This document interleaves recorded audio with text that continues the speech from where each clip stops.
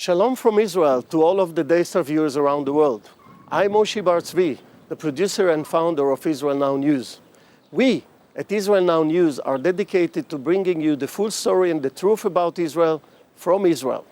It's written in the Holy Bible when David said in Psalm 25:5, "Lead me in your truth and teach me, for you are the God of my salvation. For you I wait all the day long." And God says in Zechariah 8:16, "These are the things that you shall do. Speak out the truth to one another. Judge with truth and judgment to peace in your gates. And always search for the truth, and the truth shall set you free." John 8:31. I hope you enjoyed the program. God bless you from Jerusalem. Shalom, shalom.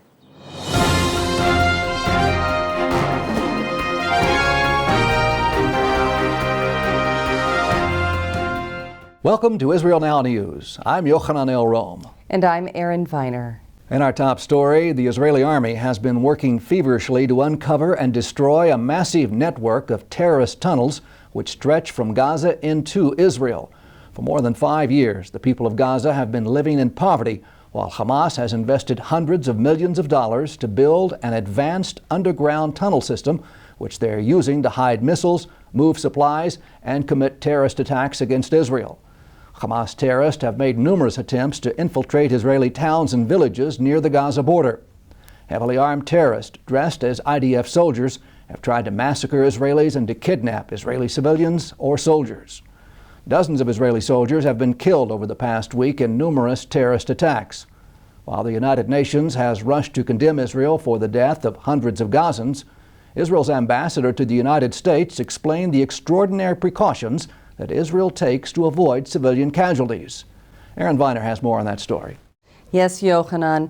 Ron Dermer addressed a group of Christian Zionists last week, saying that the IDF deserves a Nobel Peace Prize for exercising unimaginable restraint in Gaza. The Israeli ambassador said that Israel didn't have to send ground troops into harm's way in Gaza, and that civilians in Gaza have been warned to evacuate targeted areas with leaflets, warning shots, and even a televised appeal from Israeli Prime Minister Benjamin Netanyahu.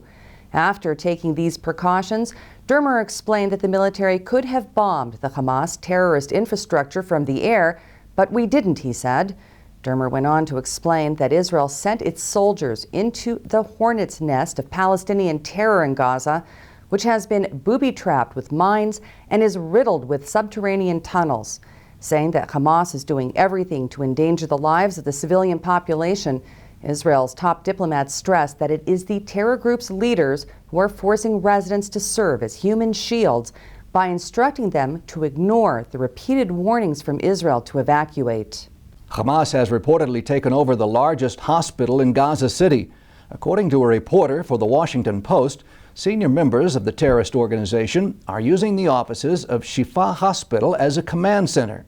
IDF intelligence also confirms that Hamas is stockpiling weapons inside the hospital, as well as in nearby mosques and schools. Terrorists are using ambulances to transport weapons and suicide bombers.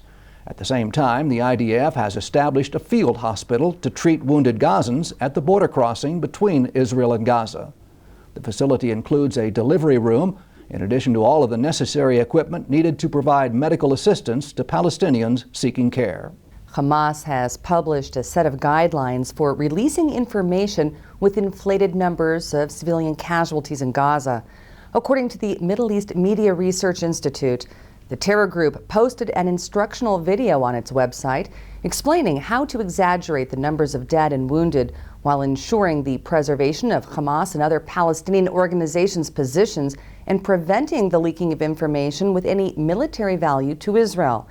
The instructions are also being aimed at bolstering Hamas propaganda efforts outside the Gaza Strip, both in the Arab world and the West, and to prevent any damage to Hamas' image. It was also clearly dictated that all deaths, including those of fighters, should be listed as civilian martyrs from Gaza, and that all of the wounded or killed should be referred to as innocent civilians without mention of the victim's rank or status in jihad. The instructions concluded by advising that during discussions with Westerners, Palestinians should avoid arguments aimed at convincing them that the Holocaust is a lie and that the Holocaust should instead be equated with Israel's crimes against Palestinian civilians. Last week, the United Nations Relief and Works Agency confirmed that they had discovered a stockpile of Hamas weapons in one of the UN schools in Gaza. The organization claims that it informed the proper authorities, but Israeli officials discovered that UNRWA actually turned the missiles over to a group affiliated with Hamas. In what can only be viewed as the aiding and abetting of terrorism, UNRWA not only stored the weapons, albeit unwittingly, but then transferred the rockets to the Hamas terrorist. UNRWA refuses to release photographs of the weapons to Israel and has blatantly refused to cooperate with Israeli investigators. This comes as the United States announced that it will be sending $45 million in aid to Gaza, a third of which will go directly to the United Nations refugee mission in the Hamas-run enclave. Many people argue that there is no way of keeping the aid money out of the hands of Hamas terrorists, and that by sending aid in the form of cash, the UN is effectively funding terrorism against Israel. Violent anti-Israel and anti-Jewish protests have been held throughout the world. Although denied permits by authorities in France, a pro-Palestinian rally wreaked havoc in a Paris suburb where rioters burned down and looted Jewish businesses, set fire to Israeli flags, and engaged in violent clashes with security forces. France is home to both the largest Jewish and Muslim communities in Europe, although increasing acts of violent anti-Semitism have caused thousands of Jews to flee. French Prime Minister Emmanuel Valls has vowed to protect his nation's Jews and recognize the backlash against them as anti-Semitic violence. A Turkish newspaper closely affiliated with Prime Minister Recep Erdogan has published a chilling message to the Jewish community of Turkey. The paper, referring to the recent escalation in Gaza, printed blatant lies, accusing Israel of using illegal weapons to intentionally kill Muslim women and children. The article demanded that the Jewish community of Turkey apologize for the atrocities committed by Israel and called for a boycott of products from Israel. A prominent Islamic figure with close ties to the Turkish Prime Minister said that Turkish Jews will pay dearly and warned Jewish tourists not to come to Turkey. Jerusalem recalled its diplomats and their families from Turkey after angry Muslim mobs attacked the Israeli consulate in Istanbul and the Israeli embassy in Ankara. The 6 major world powers negotiating with Iran over its rogue atomic program have agreed to extend the deadline for the talks, despite the Islamic Republic's failure to make significant progress in dismantling its uranium enrichment program. As part of the P5+1 extension of negotiations for another 4 months, the United States released another $2.8 billion in previously frozen assets, allowing Iran to move forward with its stated nuclear ambitions to wipe Israel off the map. Dozens of Israeli soldiers have been killed in the fighting in Gaza. Among them have been 2 lone soldiers, young men who've come to Israel without their families to serve in the Israeli army. In a moving display of solidarity, more than 20,000 Israelis traveled to the Haifa Military Cemetery for the funeral of Sergeant Sean Carmeli from Texas, who was killed in action last week. One of the attendees said, "It is our national pride to come and support a lone soldier, a person who made a decision against all conventions and with Zionist motives to join the best combat unit, although he could have chosen a more comfortable life. I came to salute him." Father Gabriel Nadaf of Nazareth has asked Christian leaders to support the war against Hamas terror. The Greek Orthodox priest has faced merciless persecution from the Palestinian community for his support of the Jewish state and for writing a letter to Christian communities and leaders asking them to safeguard Arab Christians by standing against the terror group.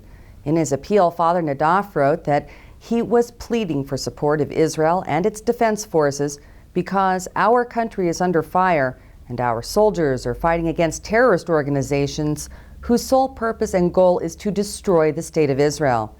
He made his call in the name of all Arab Christians, saying that since the takeover of Gaza, Hamas has done everything in its power to force the Christians to disappear and flee the territory.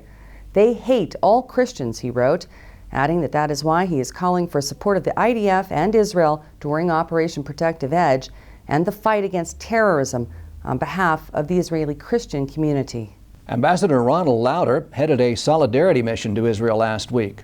Lauder is the president of the World Jewish Congress, an international umbrella organization that represents Jewish communities in 100 countries to governments, parliaments, and international organizations. Lauder was quoted as saying, "World Jewry will come out in force to show the world that Israel is in the right and that it is not alone."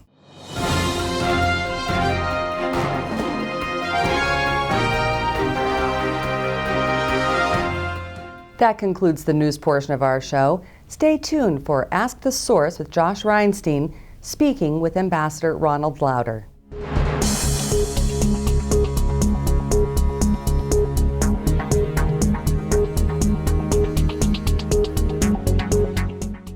Hello and welcome to Ask the Source. I'm your host, Josh Reinstein, and we're here on location at the King David Hotel. My guest today is Ambassador Ronald Lauder, President of the World Jewish Congress. Ambassador Lauder, thank you for being on the show. Thank you. I'm delighted to be here. Ambassador Lauder, tell our viewers a little bit about what is the World Jewish Congress? Well, the World Jewish Congress represents 100 Jewish communities around the world. And what it is, it's more of a political organization. And we try everything we can to help these communities. Many of these communities are too small to protect themselves. And for example, anti-Semitism, which is rampant throughout the world. We work very hard. We go to the government and we say, this is wrong, what's going on. Or very often we have to explain what's happening in Israel, what's happening in the Jewish world in general. And there is no organization like the World Jewish Congress. And I'm very honored to be its president.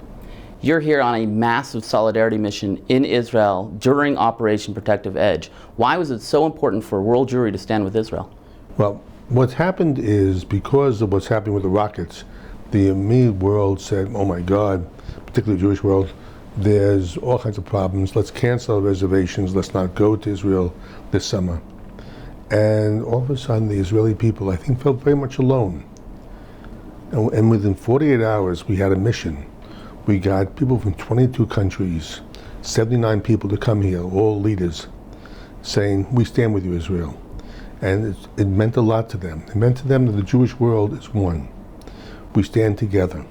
Very much like I believe what would happen if something happened in the Christian world and people stand up and say, we're together, we're one people.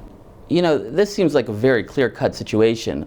Free democratic country being attacked by a horrible terrorist organization, yet in the international media, they try to make it seem like it's a tit-for-tat violence. Why do you think Israel's being portrayed so harshly? Because it's the question of David and Goliath. For the time now, the world has made Israel Goliath and Hamas or David. And they look at the underdogs. And Israel for many years was the underdog. Today, they say, no, Israel's a strong, powerful country. And Hamas is fighting, the little guy fighting against it. What they don't realize is that Hamas is a terrorist organization. What they don't realize is that no country in the world could have its population staying in bunkers at night because of rocket attacks. If it happened to any country, it happened in the United States, Canada, or anywhere in Latin America or Europe or the world, there'd be outcry. What's happening when someone sends rockets into places? The other aspect is we're trying to protect civilian life. These rockets are aimed to try to kill civilians. When Israel responds, they call up the house before they bomb it and they say, by the way, we're going to bomb your house in 10 minutes. Please get the people out.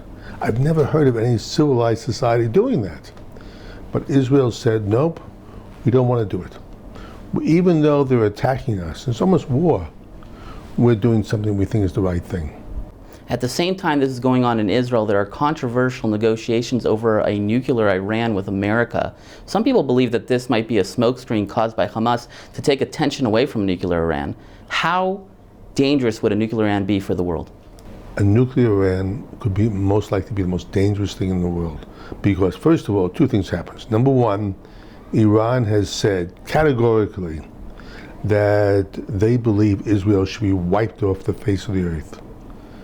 What type of country tells another country should be wiped off the face of the earth?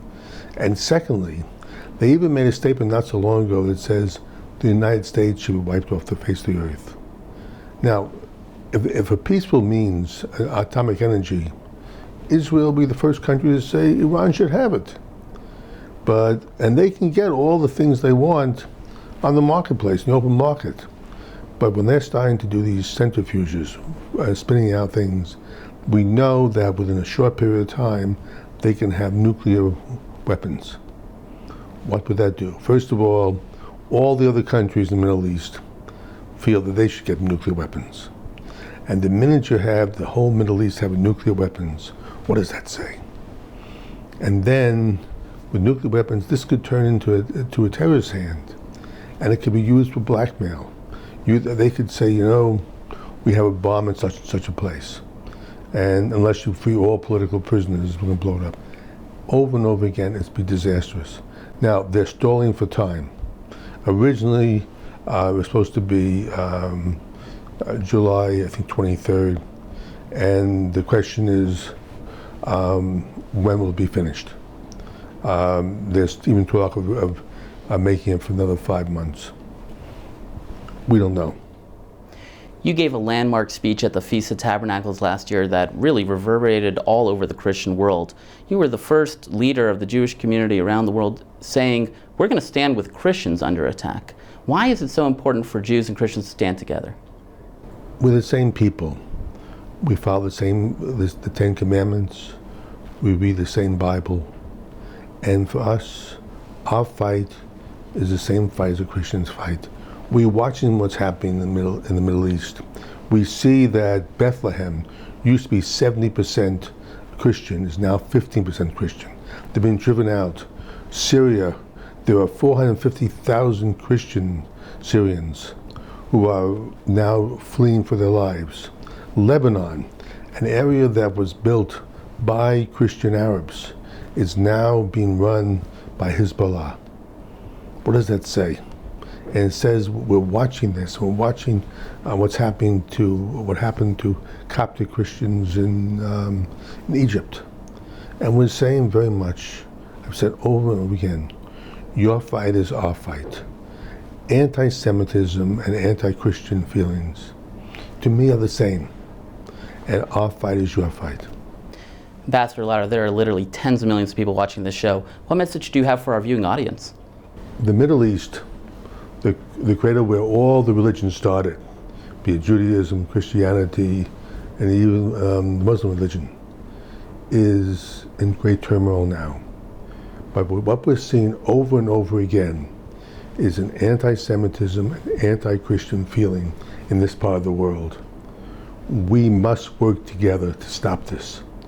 We must work together to keep Israel as a free, democratic country, and Israel will protect all the Christians here. It's the only country in the Middle East that protects Christians, and your fight is our fight. Thank you, Ambassador Lauder, for being on the show, and thank you for tuning in to Ask the Source. I'm your host, Josh Reinstein. Now back to the studio.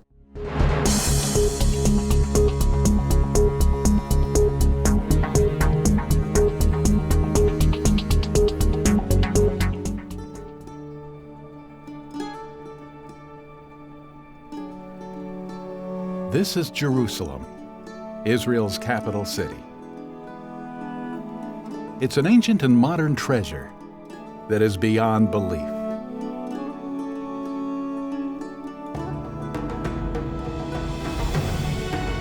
There's a little bit of Israel in all of us. Come find the Israel in you.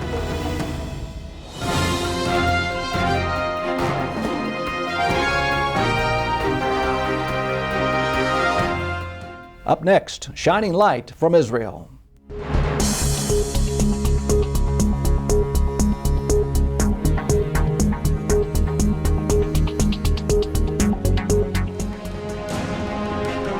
Canada and Israel are the greatest of friends and the most natural of allies.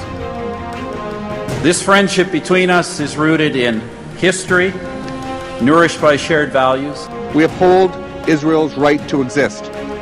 We uphold its fundamental right, like any member state, to defend innocent civilians against acts of terrorism. Canada supports Israel fundamentally because it is right to do so. As a country, at the great turning points of history, Canada has consistently chosen, often to our great cost, to stand with others who oppose injustice and to confront the dark forces of the world. In our view, liberal democracies and international terrorist groups are not equal. They do not deserve equal treatment. It is thus a Canadian tradition to stand for what is principled and just, regardless of whether it is convenient or popular. True friends are measured by whether they are there for you when you need them most, whether that support is steadfast even when it's not popular or expedient. And as we've all seen, regrettably, this past week, these are indeed incredibly challenging times.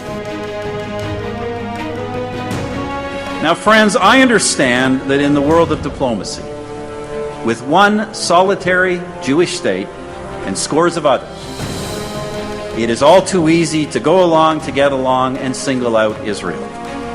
But such going along to get along is not a balanced approach, nor is it a sophisticated one. It is just, quite simply, weak and wrong.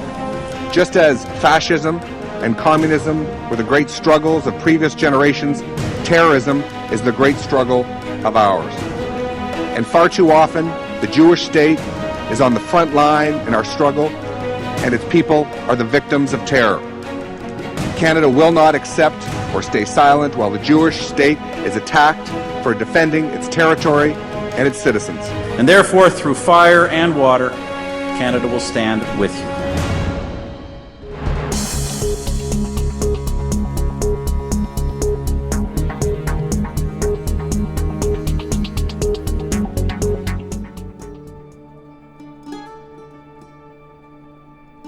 Anywhere else, this would be a vacation by a lake.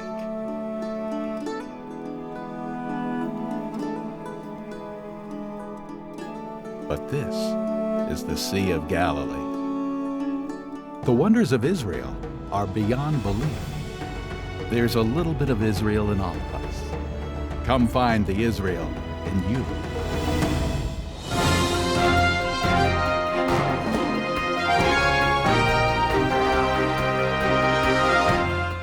Please stay tuned for the ICEJ report from the International Christian Embassy, Jerusalem.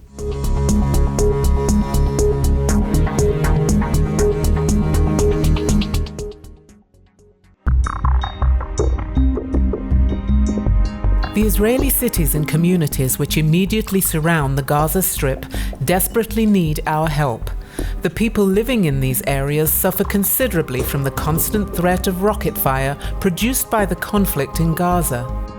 We are here in Kfar Asa, which is just a few miles away from the border to the Gaza Strip.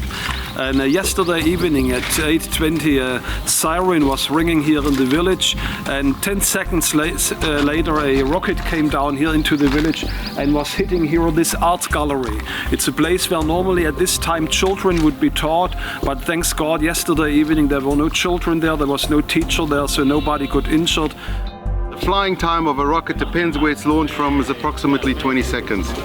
So if the launch is picked up, we have anything from 0 to 20 seconds warning. Sometimes we have no warning, or we have a warning at the same time as the explosion. Depends what size of missile, where it's fired from, and so on. Now, there is no way to protect ourselves against the rockets because the Iron Dome system, which is so effective for Ashkelon and Beersheba and Tel Aviv, needs about 15 seconds to activate from launch to hitting the missile. So it's effective from a longer range, not from the short range. So we have no protection besides to get our heads into a bomb shelter as quick as possible. And this is ultimately what happens. It's happened here, but you don't see it. So you start knocking on the door and it's locked. And you say, what can I do now? Maybe the people die inside, or I don't know. And at the end you come inside and you see that there's a hole in the roof, and the motor, the shell motor tail is on the couch, and the whole room is ruined. And you say, thanks God that the family is in Eilat.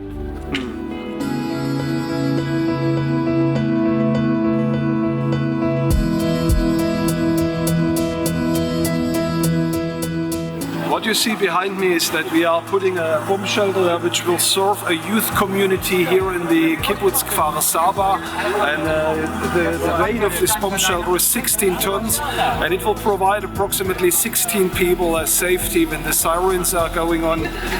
Right behind that hill where the truck is standing, maybe 1 kilometer, 2 kilometers from here is Gaza. So this is a community which is hit very often by Katyushas and by mortar attacks. So this bomb shelter will for sure save lives in the future. Please consider helping us to provide life-saving protection to the people living in these communities. One portable bomb shelter costs $16,000 US. Your donation of any size will help the ICEJ to bring a sense of security to the children, youth and elderly in these affected areas, and more importantly, it will help save lives. It's time for the people in Israel to know that there are millions of Christians, lovers of the Bible, lovers of the Old Testament, lovers of the state of Israel, Christian Zionists around the world, millions. The people in Israel is not aware of that. And sometimes you feel yourself a certain excuse to explain, yes, I'm here in order to help you. What are you helping us? You are helping us.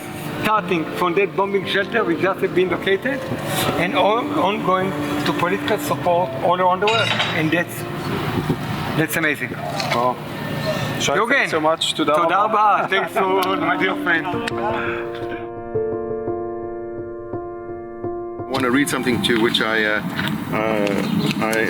looked up for you, and it's a quote that was made by Martin Luther King many years ago. It says, "The ultimate measure of a man is not where he stands in moments of comfort and convenience, but where he stands in time of challenge and controversy."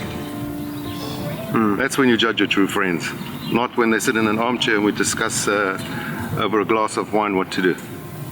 When we're in trouble, that's when you have friends. That's when you find your friends. Ganz auch auf Deutsch so.